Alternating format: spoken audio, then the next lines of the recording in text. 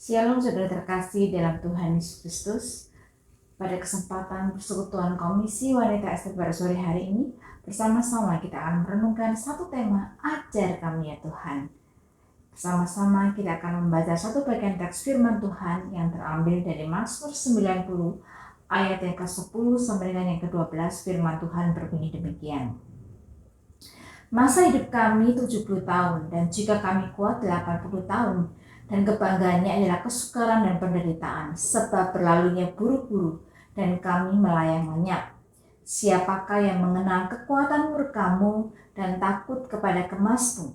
Ajarlah kami menghitung hari-hari kami sedemikian, sehingga kami beroleh hati yang bijaksana.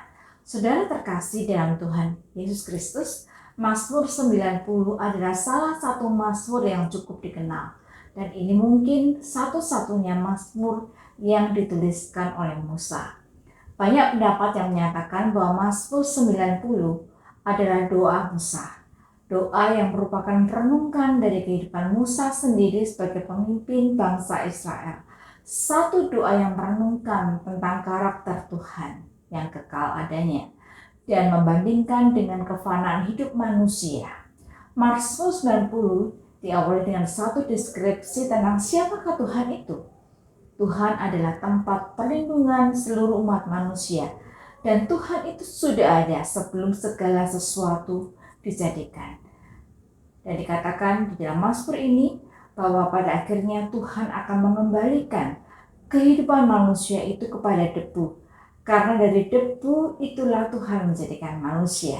Saudara terkasih dalam Tuhan Yesus Kristus, Alkitab berulang kali berbicara tentang betapa singkatnya dan fananya kehidupan manusia.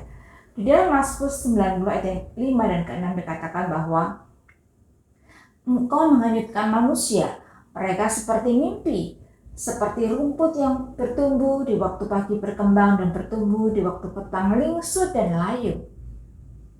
Di dalam kitab Yakobus, hal yang sama juga dinyatakan bahwa Yakobus 4 ayat 14b, hidup itu sama seperti uap, sebentar saja kelihatan lalu lenyap. Kedua bagian teks firman Tuhan ini menunjukkan pada setiap kita betapa singkat dan fananya kehidupan manusia itu. Ada menggambarkan bahwa hidup manusia itu bagaikan sebuah buku. Setiap hari dibukakan satu halaman, besok akan dibuka satu halaman baru lagi. Tidak terasa sampai kepada halaman yang terakhir. Dan pada halaman yang terakhir itu ada tulisan selesai. Tidak ada tulisan bersambung di sana. Ini menunjukkan bahwa hidup manusia itu ada batasan waktu yang telah Tuhan tetapkan. Tidak selamanya kita berada di dunia ini. Ayub 14 ayat yang kelima, firman Tuhan dikatakan, jikalau hari-harinya sudah pasti dan jumlah bulannya sudah tentu padamu, dan batas-batasnya sudah ketetapkan sehingga tidak dapat dilangkainya. Teks ini menggambarkan bahwa hidup manusia itu sudah Tuhan tentukan, tetapi kita tidak pernah tahu kita hidup di dunia sampai kapan. Jika dikatakan bahwa hidup manusia itu adalah 70 tahun, ini tidak berbicara tentang janji Tuhan, tetapi ini adalah estimasi umur kita sebagai manusia. Manusia bisa hidup lebih dari 70 tahun ataupun bisa kurang dari 70 tahun. Ajar kami ya Tuhan untuk menghitung hari-hari kami sedemikian, sehingga kami beroleh hati yang bijaksana. Ajar kami ya Tuhan untuk menghitung hari-hari kami. Apa artinya bagi kita? Apakah kita menghitung hari-hari kita seperti seorang peternak yang menghitung jumlah sapinya? Menghitung hari di sini tidak berbicara tentang angka secara harfiah dan fisik, yang artinya kita menghitung berapa lama kita telah hidup dan berapa sisa waktu kita di dunia ini. Menghitung hari bukan berbicara tentang perhitungan kalender. Kita tidak dapat menghitung berapa lama, berapa jumlah hari kita berada di dunia ini, karena kita bukan Tuhan. Kita tidak pernah tahu sampai kapan kita ada di dunia ini.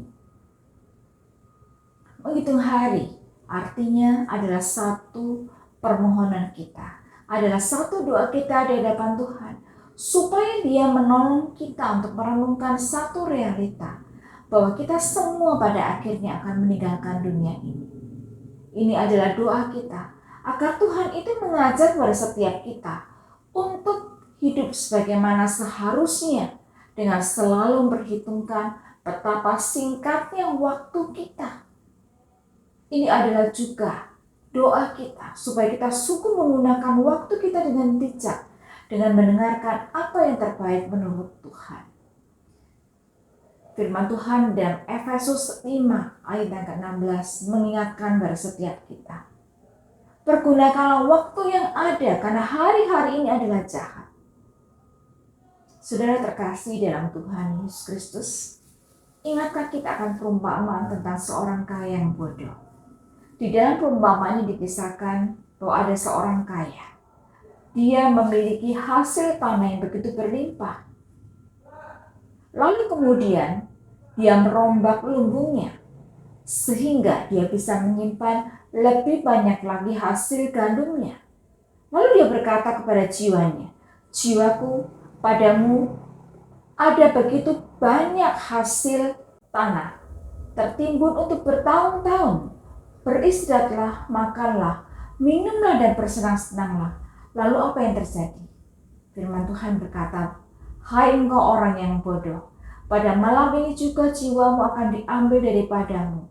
Dan apa yang telah kau sediakan, untuk siapakah ini? Untuk siapakah semua harta yang telah terkumpul ini?"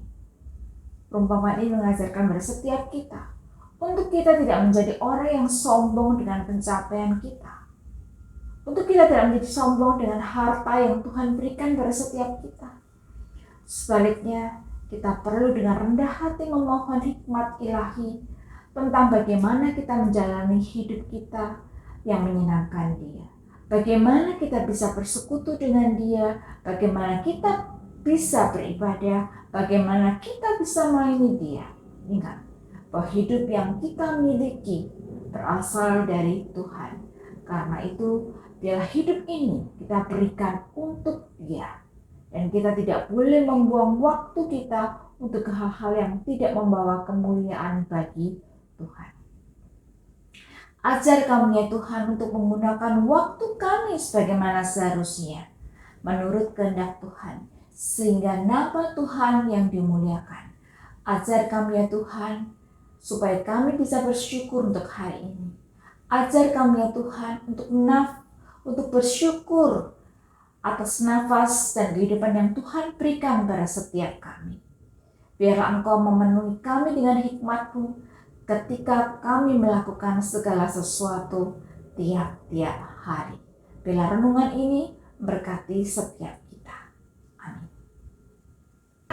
Bukanlah penampilan, tapi bagaimana dia menerima dirinya.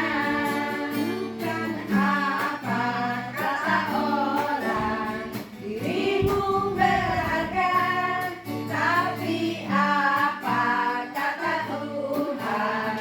Engkaulah ciptaan mulia. Bisa ya? Iya. Yakobus 4 ayat 14b.